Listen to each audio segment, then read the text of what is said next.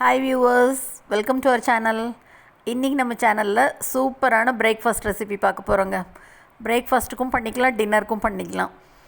எப்போவும் ஒரே மாதிரி இட்லி தோசை பண்ணி போர் அடிச்சிருச்சுன்னா இந்த மாதிரி சூப்பரான ஒரு ரெசிபி பண்ணலாங்க. வெள்ளை ரவை வச்சு பன் தோசை பண்ண போகிறோம். சூப்பரான இந்த ரெசிபி எப்படி பண்ணுறதுன்னு பார்க்குறதுக்கு முன்னால் நம்ம சேனல் இன்னும் சப்ஸ்கிரைப் பண்ணலைன்னா கண்டிப்பாக சப்ஸ்கிரைப் பண்ணிடுங்க.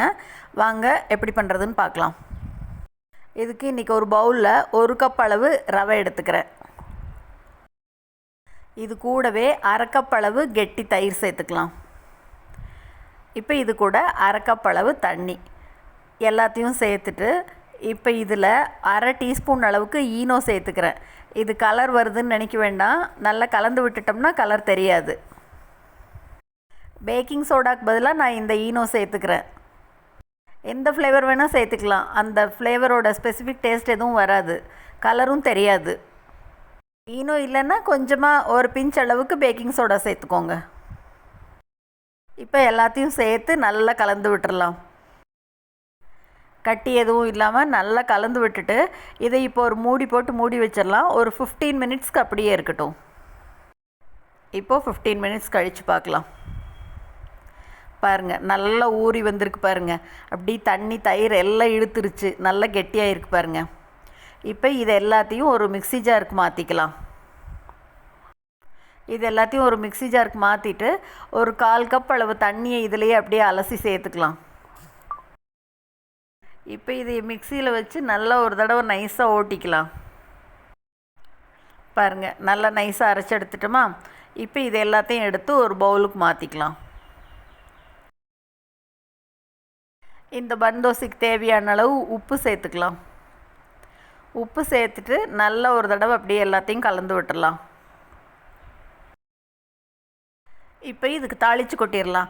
ஒரு கரண்டியில் 2 ஸ்பூன் எண்ணெய் விட்டுருக்கேன். எண்ணெய் நல்லா சூடான உடனே கடுகு சேர்த்துட்டு, கடுகு பொரிஞ்ச உடனே கடலைப்பருப்பு 1 ஸ்பூன், உளுத்தம்பருப்பு 1 ஸ்பூன் சேர்த்துட்டு 1/2 டீஸ்பூன் அளவு சீரகம் சேர்த்துக்கலாம். பருப்பு நல்லா பொன்னிறமாக வரணும். இப்போ இது கூடவே 2 பச்சை மிளகாய் பொடியாக கட் பண்ணி சேர்த்துக்கிறேன்.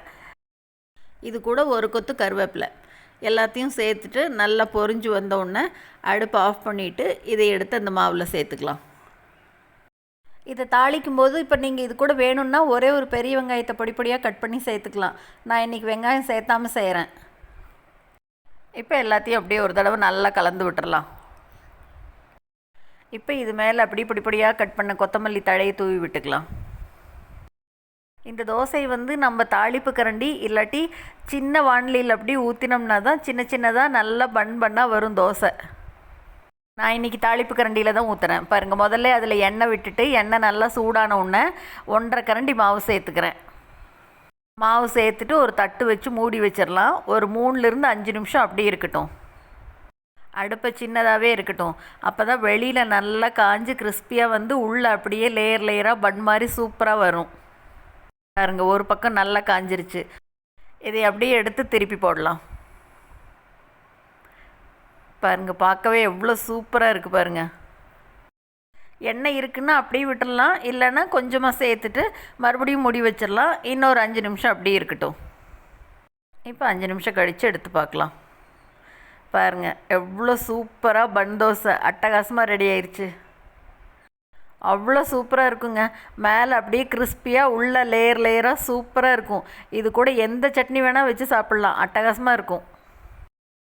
இது ரவையில் செஞ்சதுன்னே தெரியாது சாப்பிடும்போது, அவ்வளோ சூப்பராக இருக்கும். கண்டிப்பாக இந்த ரெசிபியை நீங்களும் செஞ்சு பார்த்துட்டு மறக்காமல் கமெண்ட் பண்ணுங்கள். தேங்க்ஸ் ஃபார் வாட்சிங்.